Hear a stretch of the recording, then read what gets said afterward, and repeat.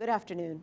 My name is Amara DeCure, and I'm a professorial lecturer here at American University.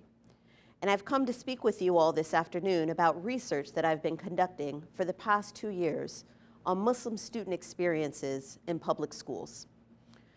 This research is important because we don't have a strong body of knowledge that represents how Muslim students describe their own experiences in our public schools. So I sought out to design a research study in the DC, Maryland, and Virginia areas to learn more. And what has become very clear in my findings is that our Muslim students are experiencing what is understood as anti-Muslim racism in our schools. Research from the Institute of Social Policy and Understanding shows that 2 out of every 5 Muslim parents describe that their children experience religious-based bullying in schools. And 1 out of 4 of those incidents involve a classroom teacher. Now, although I'm not speaking to you today about the entire body of knowledge that the students represent about their school experiences, today we're here to speak about one day in the academic year where Muslim students describe the worst experiences of anti-Muslim racism in their classrooms and in their schools. One day that they often dread attending school. And that one day lies on September 11th, every single year.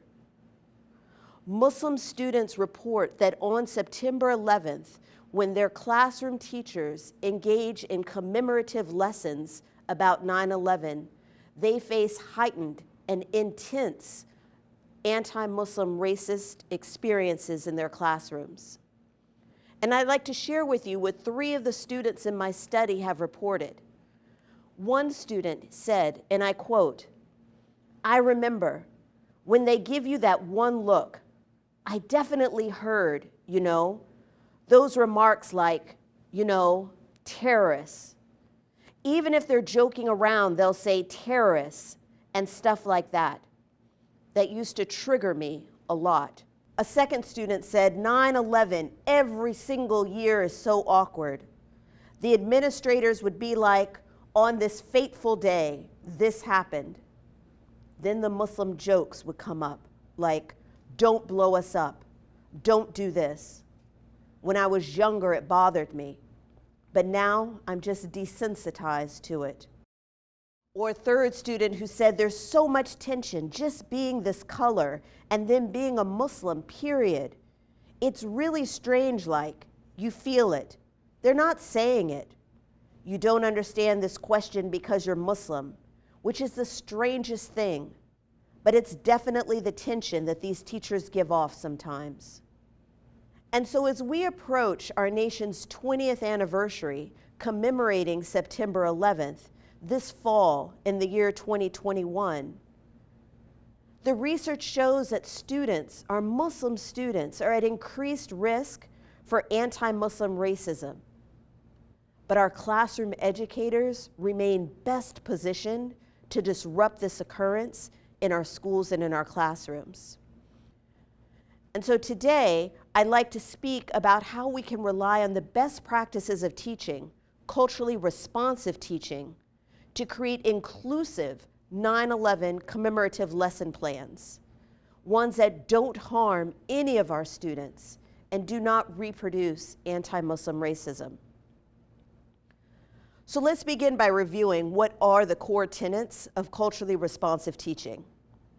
1, it's a deep foundation that teachers understand how learning occurs, and that learning occurs through a constructivist framework where students are taught and supported on how to construct knowledge by bridging from what they already know, their prior experiences and prior understandings. And so an effective teacher using culturally responsive teaching is going to help build bridges off a student's prior knowledge.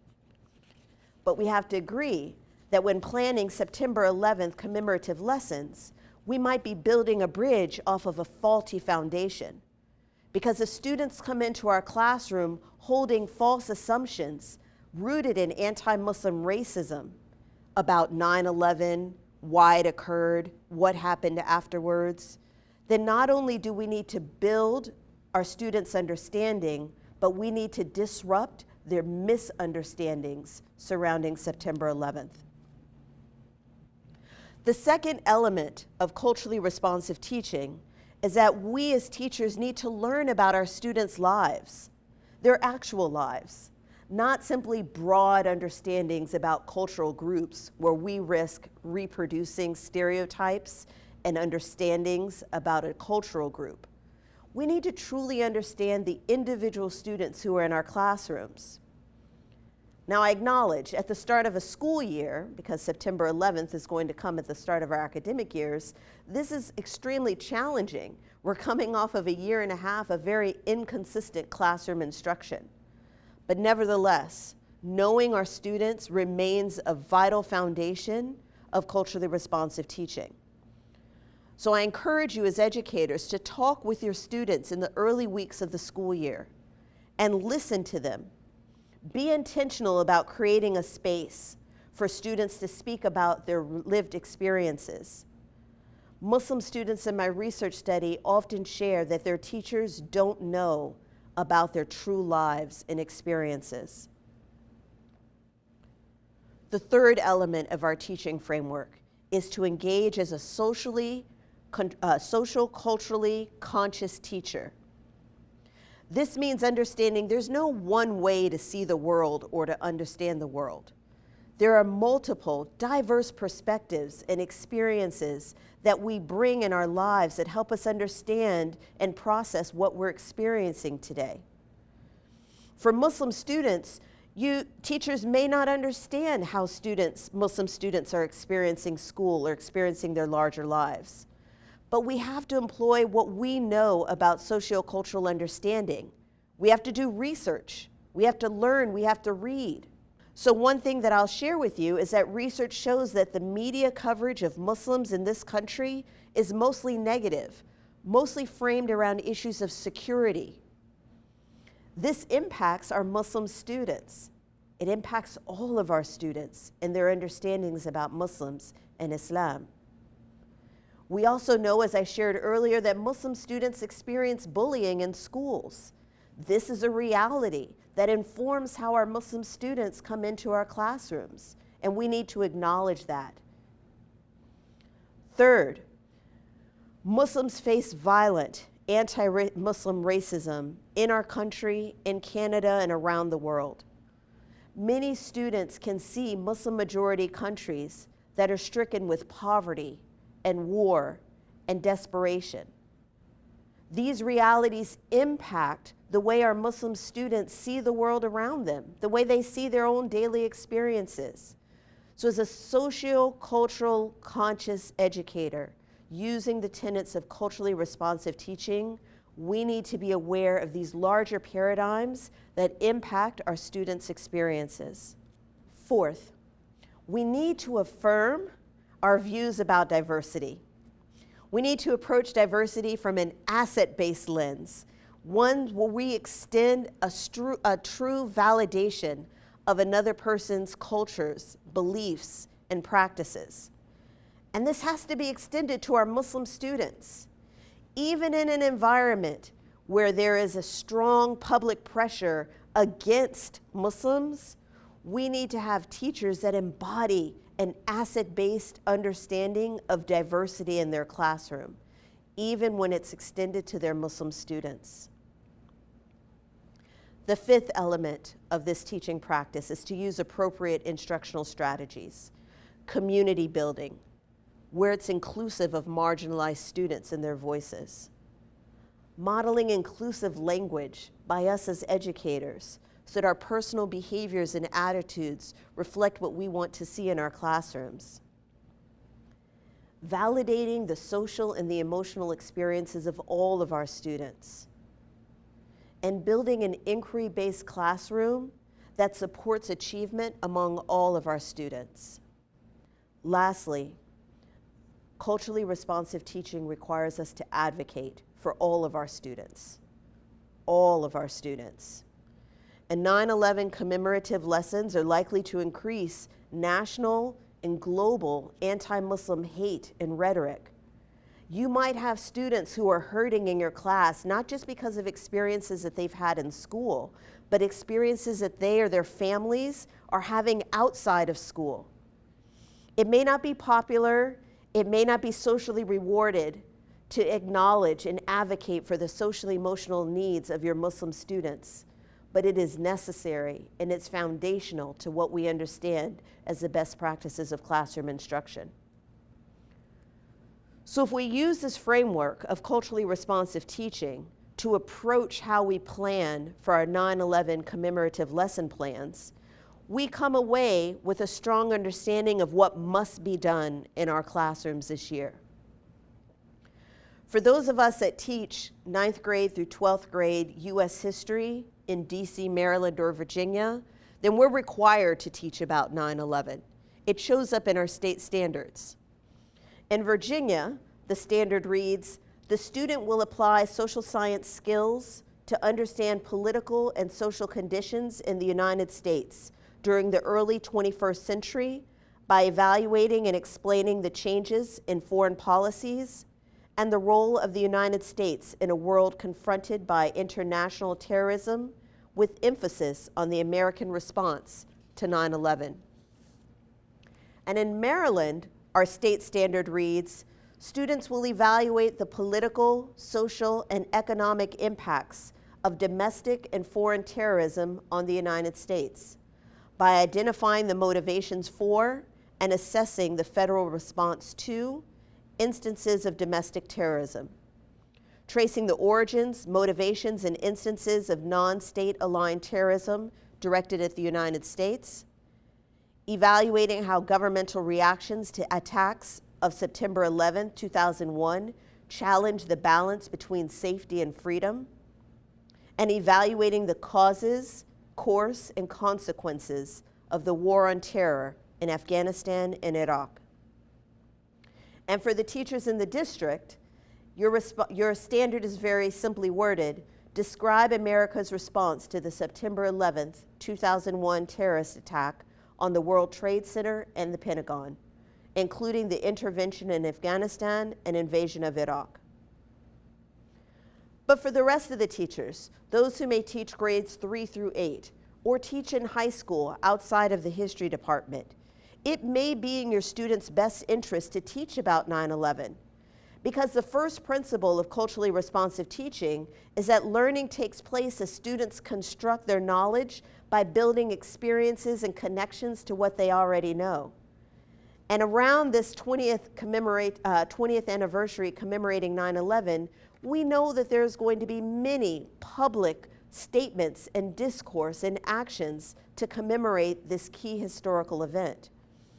And so if we as educators fail to teach students how to make sense of the 20th anniversary commemorations, they will be building their knowledge off of social media, their peers, and public messages. And let us be prepared to meet the social and emotional needs of all of our students around the time of 9/11 this year. Let us be prepared to greet students as they come in and help them process the complex range of emotions that all of us may be experiencing that week. But more particularly, pay attention to the nuances of the emotional needs of your Muslim students and students who may be perceived to be Muslim. Be present for them. Attend to their emotional needs and make space for their student voices to be a part of your classroom discourse.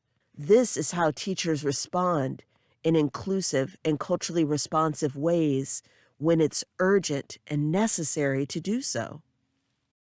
Although you may not choose to speak about the horrific details of September 11th or about the policy impacts that took place afterwards, you may choose to teach from the call to action that President George W. Bush said on September 17th, 2001, when he stood at the Islamic Center here in Washington, D.C.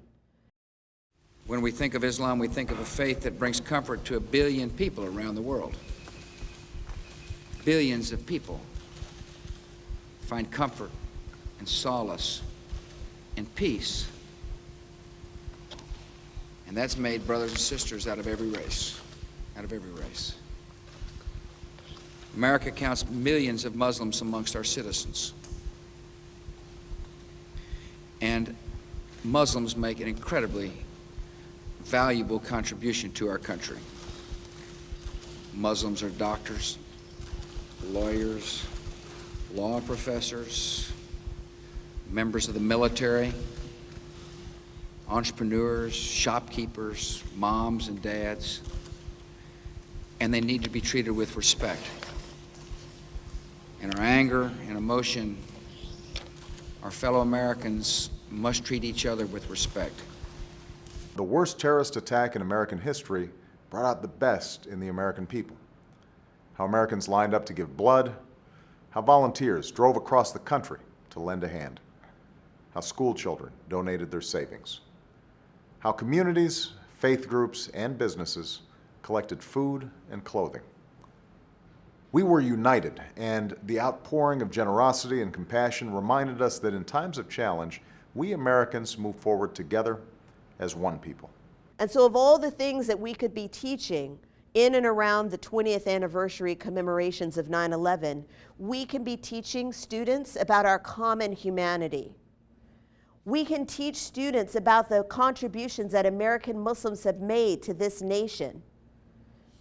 And we can use this opportunity to stand up against racism, bigotry, or discrimination, particularly when it's directed against people's race or religious identities. So irregardless of your grade level that you're assigned to teach or the subject level that you're assigned to teach, let's discuss what should be included in our 9/11 commemorative lesson plans. 1, you're going to want to teach students what happened on that day. And I'd invite you and encourage you to use the resource online from the 9/11 Memorial. There are excellent teacher resources available, sample lesson plans, art, and oral history narratives that are included on that website to help us as educators better teach this young generation about September 11th. The second is when we teach about what happened on that day, we have to be mindful of our terminology. 1, when teachers approach the lesson by naming that planes flew into the World Trade Center or a plane flew into the Pentagon, we're teaching from a passive tense by not naming the action that caused these planes to crash into our most esteemed buildings and institutions. By not naming the action, we allow students to fill in the blanks from their own imaginations of what may have caused 9/11. And too often, we resort to the word terrorists when used to describe what took place on that day. But I align myself with other Muslim activists who refuse to use the word terrorist when describing the events of 9/11. Because the word terrorist has been disproportionately used when related to acts of violence where someone who proclaims to be Muslim or part of the Islamic faith is responsible. And we don't tend to use that word for other experiences of mass casualties, of public violence. Instead, I align myself with scholars who use the word extremists to describe who bears responsibility for the events of the day of 9/11. When we teach about 9/11, we're going to be teaching our students stories of loss, stories of the dozens, hundreds, thousands of people who lost their lives on that day. But when we teach stories about loss, we also have to include and make visible that Muslims, American Muslims, also lost their lives on September 11th. There were approximately 60 Muslims who died on September 11th. 60 Muslims. And of those 60 Muslims, 2 were members of my community. A young couple, newlyweds, in fact, known to have been the only couple that perished on that day. Shakila Yasmin and Nurul Haq Mian were 2 young people who lost their lives, American Muslims, on September 11th. It's important to name those stories in the broad array of stories of loss from that day, because it makes visible that American Muslims are also mourning the loss of life from September 11th. You may also teach your students stories of resilience and heroism that took place on that day. I know of teachers who use the YouTube video called "The Man in the Red Bandana." It's a very powerful story of a young man who was a firefighter, who then became an office worker, who risked his life and gave his life in order to help people safely exit the World Trade Center on September 11th. But if we only use the story of the man in the red bandana to tell stories of heroism, we continue to make invisible the heroic stories of Muslim Americans on that day. And so I invite you to look at the StoryCorps interview that features Salman Hamdani, who was a New York City police cadet who was not on duty on September 11th. But when he saw the smoke from the World Trade Center, he came to that building in an effort to help save and protect lives. He lost his own life that day. The immediate aftermath was that his family and him were accused of being part of the plot to commit the crimes of 9/11 because of his Muslim identity. It was later revealed that he was in that area in an act of service. But when we tell stories of heroism and resilience of the day of September 11th, we must make visible American Muslims' contributions to provide safety and support to people who were hurting on that day. I'm a New York City firefighter, and I responded to 9/11, and I am a Muslim. In addition to teaching about the day of 9/11, we must also teach students the impacts of 9/11 after. 20 years since that day, what has been the impact of 9/11 on our lives as Americans? For many of us, we began by teaching about fear and the fear that came about after 9/11, and for many people continues 20 years later. This might be a fear of flying, a fear of seeing airplanes, a fear of tall buildings, a fear of being in large crowds. And these fears are directly related to the horrific tragedies of 9/11. But if we only name one story of fear, we are making invisible another very powerful story of fear that impacts the lives of American Muslims today. And that is a fear of personal safety stemming from 9/11, when Muslim Americans were subjected to increased anti-Muslim hate, anti-Muslim rhetoric, and anti-Muslim violence that has continued to peak in these 20 years since 9/11. Now, of course, 9/11 did not birth an anti-Muslim movement in this country. And another time and a place, you can speak to your students about the history of Islamophobia dating back hundreds of years. But for a 9/11 commemorative lesson, when we speak about fear, we must also make visible the fear that Muslim Americans have experienced since that day. We must also include Americans who are Sikh, because on September the 15th, days after September the 11th, Balbir Singh Sodhi, a Sikh American living in Texas, lost his life because he was assumed to be Muslim. As a Sikh man, he was covering his hair wearing a turban. And so since 9/11, fear of persecution has spiked, not just in American Muslims, but among communities who are perceived to be American Muslims. Another impact from 9/11 has been the impact of immigration in our country. Teach your students about immigration and how it and its policies have been impacted by 9/11.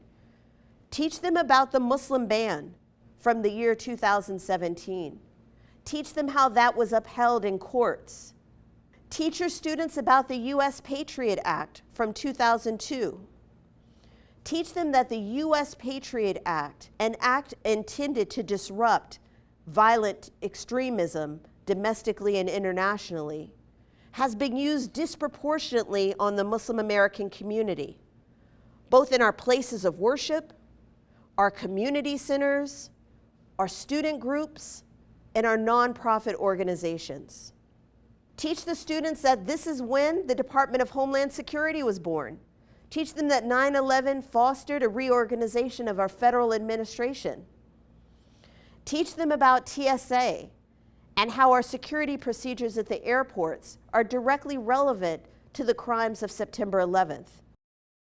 But teach them also that Muslims are more than twice as likely as any other religious group to being stopped at the border or searched by security at TSA. Teach the whole story. And beyond our borders, teach what has happened around the world as a result of 9/11. Teach about the war in Afghanistan and how after September 11th, America entered Afghanistan and remained until just this month. Teach about the U.S. invasion in Iraq in the year 2003.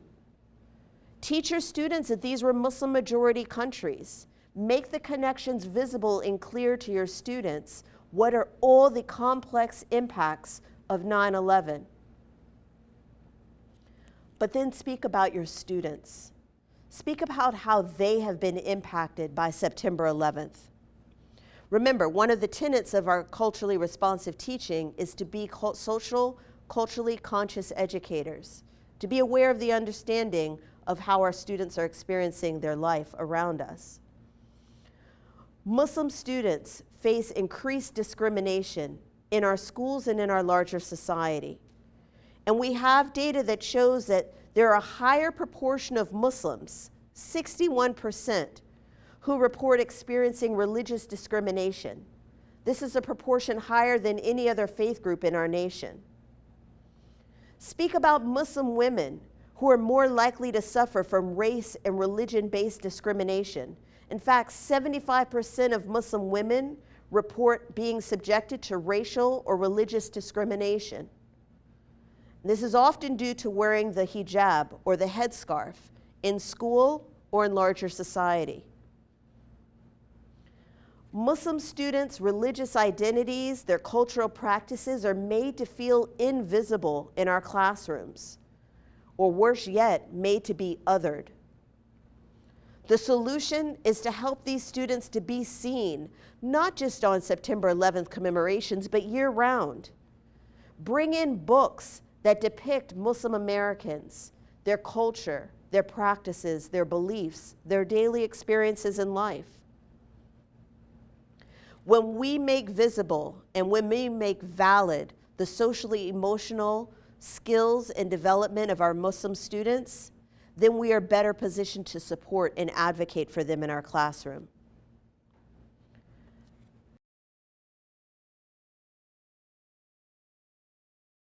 Second, we must disrupt racism. We must listen in on student conversations when students are speaking in our classrooms. Remember the research that I shared earlier. If we hear students sharing racist comments in class, we must have a swift response to disrupt that. Believe it when you hear it the first time. Don't ignore it. We also have to understand that students face extreme prejudice in our schools and our societies. So I invite you to use a great classroom reference called Learning for Justice. They have a webinar that helps teachers address religious extremism in the classroom and in our society. Failure to represent this in our lessons allows religious extremism to move forward in our society. Third, I invite you to look at my university, American University Center for Polarization and Extremism Research and Innovation Laboratory.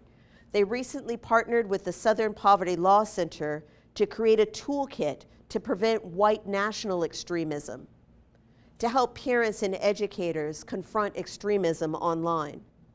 And tell our students and our school communities that Muslims are more likely to express fear for their personal safety from white supremacist groups. it is important to teach against religious extremism. But I also want to use this opportunity to name a few instructional practices that are not consistent with culturally responsive teaching, practices that actually create more harm and injustice for our Muslim students. One, it would be creating a tense environment in the classroom on 9/11 commemorative lessons. When a teacher has excessive, solemn expressions, mannerisms, behaviors, without any substantive instructional content, it often comes when the teacher herself or himself is not processing their own adult emotions as they recollect September 11th.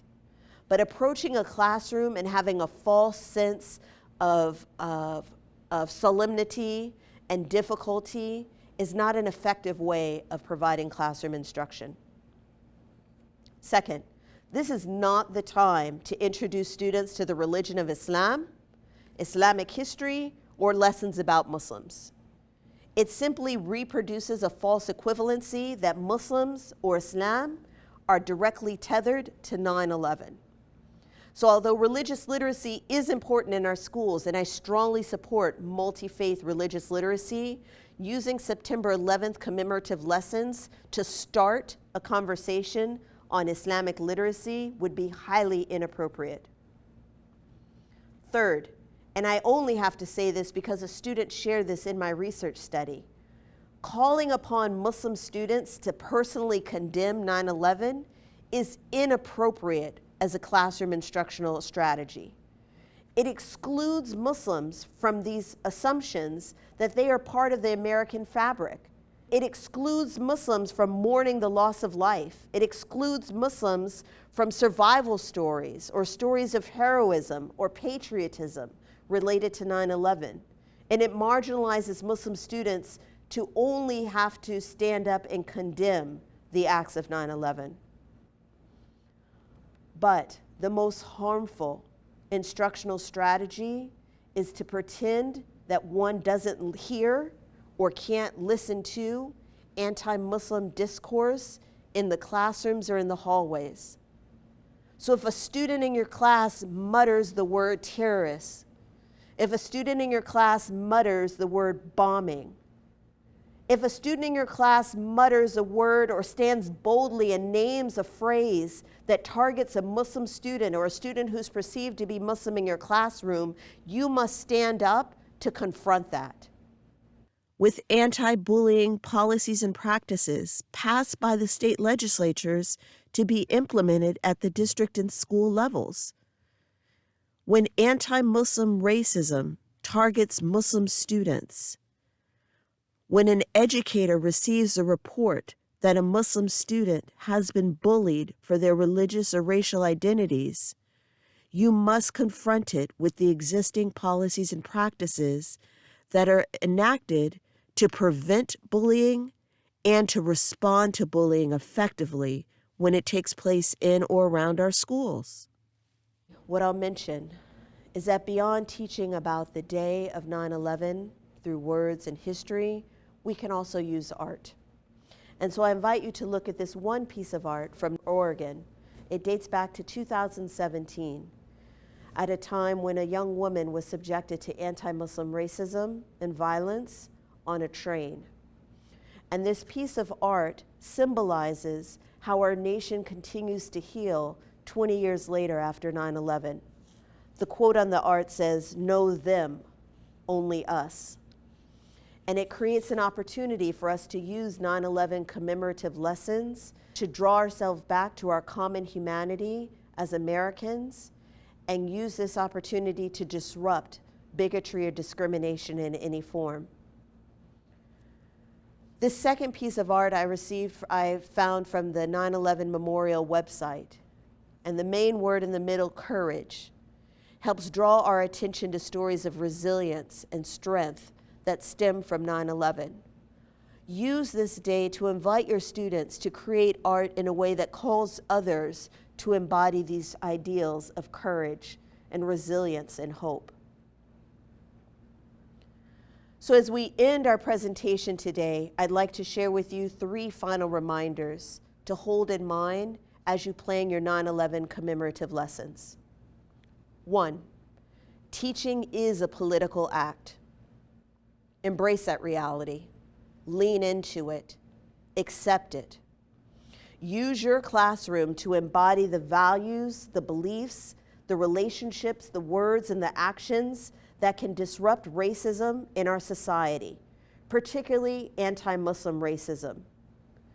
We engage in this work not just because of the change we want to see in our classrooms, but for change we want to see in our society. Second, teach students how to commemorate 9/11 on this austere 20th anniversary.